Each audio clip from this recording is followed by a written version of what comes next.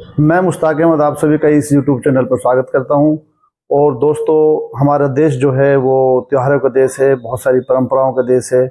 ये मानिए कि हमारे देश में साल भर उत्सव चलते रहते हैं और पूरे देश में एक ऐसा माहौल बना होता है जिसमें लोग आपसी भाईचारे के साथ रहते हैं। तो आज हम ईद उल फितर के बारे में बात करेंगे, क्योंकि बहुत सारे लोगों को पता नहीं है कि त्यौहार क्यों मनाया जाता है, इसका क्या उद्देश्य है। इस्लामिक कैलेंडर के मुताबिक जो 9वां महीना है, जिसको हम रमजान कहते हैं, वो एक पवित्र महीना होता है जिसमें जो है महीने भर रोजे रखे जाते हैं, यानी उपवास रखा जाता है, जिस दौरान व्यक्ति आत्ममंथन करता है, अपनी आध्यात्मिक जो शक्ति है उसका विस्तार करता है, अपनी रूह ताजा करता है और अपने जो कार्य हैं उनमें शुद्धता लाता है। ये कहिए कि 1 महीने की ट्रेनिंग है, जिस दौरान लोग जो है अपने अल्लाह के साथ जुड़ते हैं और अपने जीवन को में जो है पवित्रता लाते हैं और उसको बेहतर बनाते हैं।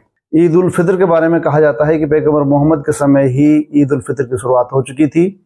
पैगंबर मोहम्मद ने जब मक्का से मदीना में जब अपना प्रवास किया था तो उसके बाद पहली बार ईद मनाई गई थी। और ये कहा जाता है कि वहाँ जंग बद्र में जब पैगंबर मोहम्मद ने विजय प्राप्त की थी तो वहाँ पर मिठाइयाँ बांटी गई थी। पहला ईद उल फितर का त्यौहार जो है 624 ईस्वी में मनाया गया और उसके बाद ये लगातार हर साल मनाया जाता है। ईद के दिन एक विशेष नमाज होती है जो कि पूरे इलाके में एक जगह खासतौर से ईदगाह में होती है। ये नमाज खुले में मैदान में भी हो सकती है और इस नमाज में खासतौर से पूरे इलाके के लोग इकट्ठे होकर ईश्वर के सामने पूरी दुनिया में शांति, सद्भाव, आपसी भाईचारा, समृद्धि, शांति की दुआएं करते हैं ताकि पूरी दुनिया में चैन और अमन शांति का वातावरण बना रहे, लोग अपनी जिंदगी को बेहतर तरीके से जी सकें। और आपस में ये त्यौहार जो है बहुत भाईचारे को बढ़ावा देता है। ईद की नमाज से पहले मुस्लिम जो है वो दान करते हैं, ज़कात देते हैं, उसके अलावा फितरा देते हैं और गरीब लोगों की मदद करते हैं। इसलिए यह एक आपस में एक ऐसा तालमेल स्थापित करता है जिसकी वजह से गरीब लोगों को भी बहुत सहारा मिलता है और उनका जुड़ाव जो है आपस में एक भाईचारे का बनता है। ईद की नमाज के बाद सभी लोग अपने साथियों से, अपने भाइयों से और पड़ोसियों से, रिश्तेदारों से, सभी से मुबारकबाद देते हैं, बधाइयाँ देते हैं, एक दूसरे के गले मिलते हैं। और एक खास बात यह है कि एक दूसरे को क्षमा भी करते हैं अपनी गलतियों के लिए। ईद उल फितर को मीठी ईद भी कहते हैं क्योंकि इस दिन मीठे पकवान बनाए जाते हैं, सेवइयाँ बनाई जाती हैं या खीर बनाई जाती है। इसके अलावा बहुत सारे मीठे पकवान बनाए जाते हैं और लोग जो है एक दूसरे के घर जाकर खाना खाते हैं और एक दूसरे को बधाई देते हैं। बड़े अपने छोटों को, अपने बहन भाइयों को, रिश्तेदारों को, पड़ोसियों को, बच्चों को, सभी को ईदी देते हैं। उस ईदी के इंतजार बच्चे साल भर करते रहते हैं और बच्चे जो है इस ईदी को प्राप्त करने के बाद उनकी जो खुशी का ठिकाना है वो पता नहीं कहाँ पहुँच जाता है और बच्चे बहुत ज़्यादा खुश होते हैं और उनकी निगाह ईदी पर ज़्यादा होती है।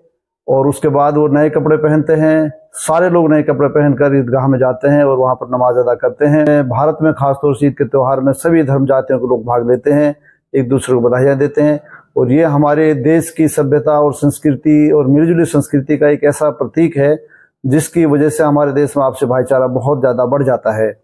ईद उल फितर जो है ये पूरी दुनिया में एक साथ मनाया जाता है और ज़्यादातर देशों में, क्योंकि मुस्लिम जनता निवास करती ही है, इसलिए अधिकतर देशों में इस दिन सार्वजनिक अवकाश होता है क्योंकि पूरे दिन त्यौहार का सिलसिला जारी रहता है। ज्योग्राफी के हिसाब से चांद का दिखना, उसकी वजह से एक दिन का अंतर कई बार ईद में देखने को मिलता है। जैसे सऊदी अरब में एक दिन पहले होती है तो भारत के उत्तरी इलाकों में एक दिन बाद होती है। इस्लामिक कैलेंडर का 9वां महीना रमजान होता है जिसमें पूरे महीने रोजे होते हैं और अगला महीना जो 10वां होता है वो सव्वाल होता है। सव्वाल के पहले दिन ईद उल फितर का त्यौहार जो है मनाया जाता है।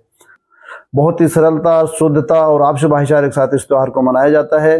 जब तक चांद दिखाई नहीं देता तब तक ईद को नहीं मनाया जा सकता, इसलिए ईद के चांद को देखना एक पुण्य कार्य माना जाता है। इसलिए बच्चे से बड़े सभी जो है 29 जब रोजे हो जाते हैं उस शाम को मगरिब की नमाज पढ़ने के बाद लोग जो है ईद का चांद देखते हैं और ईद का चांद देखने के बाद ही जश्न का माहौल शुरू हो जाता है।